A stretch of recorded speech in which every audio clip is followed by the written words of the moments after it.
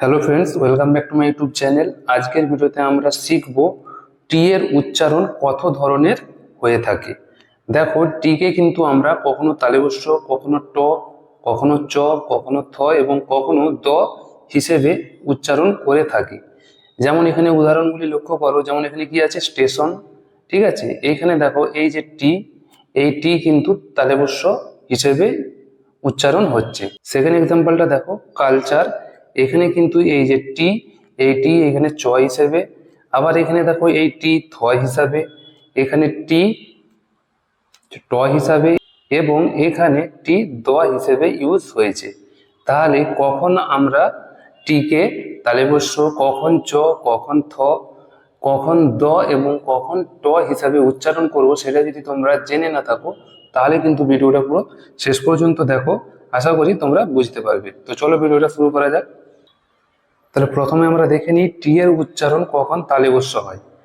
এখানে দেখো রুলটা আমি লিখে রেখেছি যে টি এর পর যদি I A, I E, I O হয় তখন এর উচ্চারণ কি হবে, তালব্য হবে। যেমন উদাহরণ দেখো আমি লিখে রেখেছি কি, মেনশন।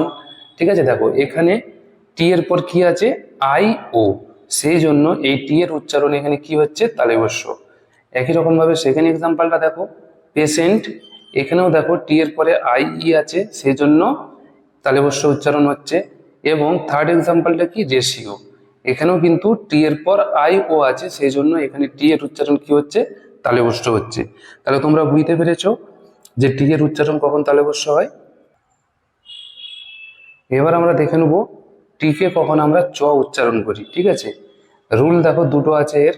প্রথম রুলটা কি না, টি এর পর যদি উর ই এবং উ আল এরকম ভাবে তোমরা মনে রাখবে, মানে ইউ আর ই এবং ইউ এ এল থাকে, তখন আমরা টিকে কি পড়বো, চ পড়বো। এবং টি এর আগে যদি এস এবং পরে যদি আই ও এন থাকে তখনও এর উচ্চারণ কি হবে, চ হবে। যেমন মিক্সচার। এখানে দেখো টি এর পর কি আছে, উরি, মানে ইউ আর ই, সেই জন্য এখানে এই টি এর উচ্চারণ হয়েছে কি, চ। একই রকম ভাবে মিউচুয়াল, এখানেও দেখো ইউ এর পরে এ এল আছে, সেই জন্য এখানে এই যে টি, এই টি এর উচ্চারণ কি হয়েছে না, চ হয়েছে। এবং থার্ড এক্সাম্পলটা দেখো, কোয়েশ্চেন। এখানে দেখো টি এর আগে এস আছে এবং পরে আই ও এন আছে, সেই জন্য এখানেও এই টি এর উচ্চারণ চ হয়েছে। তাহলে যেখানেই তোমরা দেখতে পারবে যে টি এর পর উরি বা উ আল এই দুটো আছে, বা বা টি এর আগে এস এবং পরে আই ও এন আছে, তখনও কিন্তু আমরা টি কে কি পড়বো না, চ পড়বো। আশা করি তোমরা বুঝতে পেরেছো। এবার আমরা দেখব টি এর উচ্চারণ কখন দ এবং কখন থ হয়। এখানে ভুলে কিন্তু ধ লেখা হয়ে গেছে, এখানে ধ এর জায়গায় কিন্তু কি হবে না, থ হবে। ঠিক আছে, যেমন টি এর পরে যদি এইচ থাকে তাহলে কিন্তু আমরা এই টি কে দ এবং থ এই দুটোই উচ্চারণ করতে পারি। এর কোনো পার্টিকুলার নিয়ম নেই যে কখন দ উচ্চারণ করব এবং কখন থ। তোমাদেরকে এগুলো মনে রাখতে হবে। যেমন এখানে দেখো এটার উচ্চারণ কি, থিক, থিন, থ্রু এবং থট।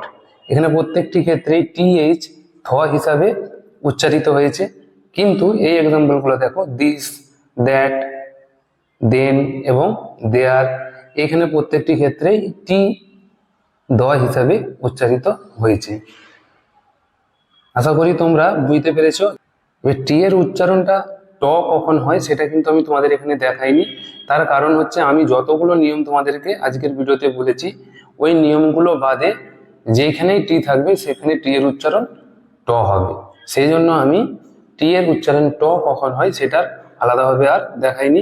আশা করি তোমরা বুঝতে পেরেছো। এবার থেকে তোমাদের টিকে উচ্চারণ করতে আর কোনো কনফিউশন থাকবে না। যদি ভিডিওটা তোমাদের ভালো লেগে থাকে অবশ্যই কিন্তু চ্যানেলটিকে সাবস্ক্রাইব করে রাখবে। আমি এই ধরনের ভিডিও আরো তোমাদের জন্য পরবর্তীতে এনে থাকবো। Thank you for watching this video.